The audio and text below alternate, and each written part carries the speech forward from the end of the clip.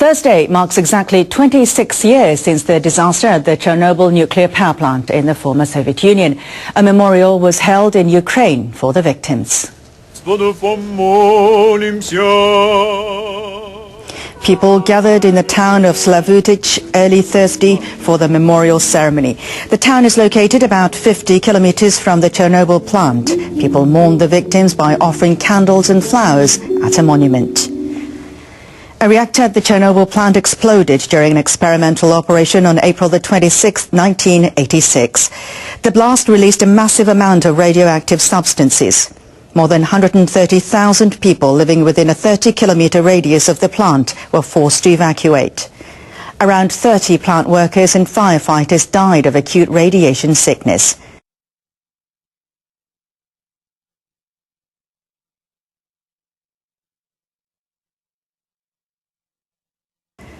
The radiation is still affecting the environment and posing health threats to residents in Ukraine, Belarus and Russia.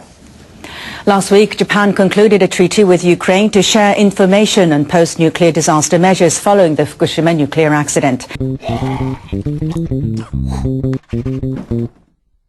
And Japan is also in talks with Belarus on a similar arrangement. Keep working on it, Japan. The European Union will defer announcing stress test results for nuclear plants in the region until autumn this year. Last year's nuclear accident at the Fukushima Daiichi plant prompted the EU to conduct safety checks of all nuclear plants within the EU region. So far, they've inspected only 38 of 147 reactors. The EU was aiming to release the final results by June and make concrete recommendations at a summit. But on Thursday, it said it will postpone until autumn. EU Energy Commissioner Günther Oettinger said conducting thorough stress tests is more important than the timing of the results. These nuclear power plants, no matter how many fail-safes and how carefully they build these things and how much accident prevention measures they use, sooner or later some unforeseen thing is going to happen and there's going to be a disaster. People living near the Oi power plant in central Japan are wrestling with whether to sign off on a plan to fire up 2 of the facility's 4 nuclear reactors. They're balancing concerns about safety, the economy, and the energy supply. Some of them brought those concerns and questions to a public meeting. The Oi reactors are the first units approved for restart in the year since an earthquake and tsunami triggered an accident at Fukushima Daiichi. Some 550 people attended the meeting Thursday. The gathering was open to local residents only. Activists opposed to the resumption of the reactors held a rally outside the venue. A central government official explained that experts have confirmed technology is in place to keep the Oi reactors cool, even in the event of a disaster like the one that hit Fukushima Daiichi.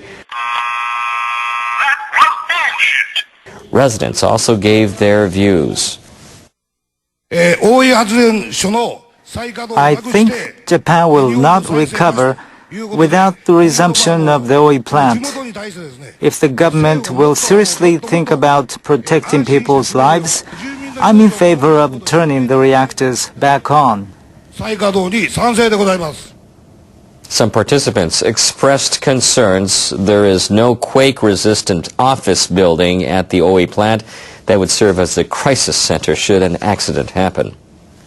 The unimaginable could happen. A quake-resistant building is necessary in case the worst takes place. When it comes to restarting the reactors, the economy and safety should definitely be considered separately. Other residents question whether restarting the reactors is even necessary. Is the electricity demand in the Kansai region as high as the government forecasts? A recent NHK poll suggests 54% of Oi residents are in favor or slightly in favor of restarting the reactors for economic reasons. But 71% of people surveyed voiced concerns about the risk of an accident if the units go back online. Let's take another look at that. Right here, you can see the brain scrambler victim claim another victim. The mayor of Oi says the town council will decide whether to approve restarting the reactors after hearing what residents have to say. No one would believe me. It would be so obvious that I'm lying. Yeah.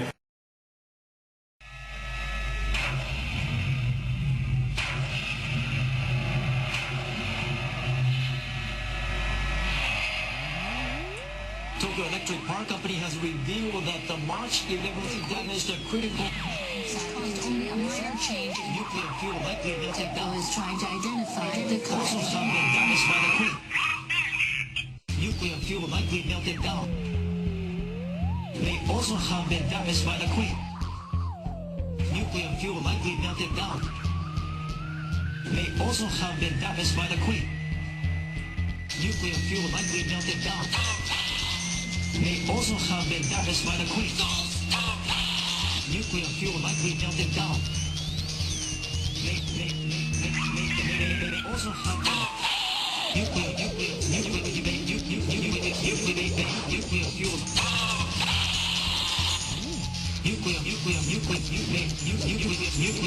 Nuclear fuel likely. TEPCO says the drop in pressure is consistent with analysis that the piping system was damaged. Nuclear fuel likely melted down. They also have been damaged plant's most important safety features. Now, the utility has not yet found the cause of the stoppage. Only a minor risk of a new hydrogen blast.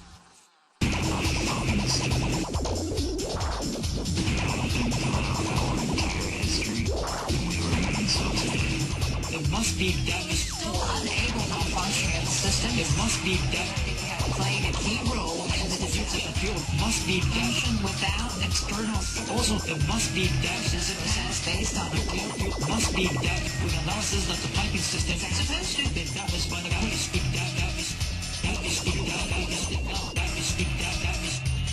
Also have been damaged by the quake.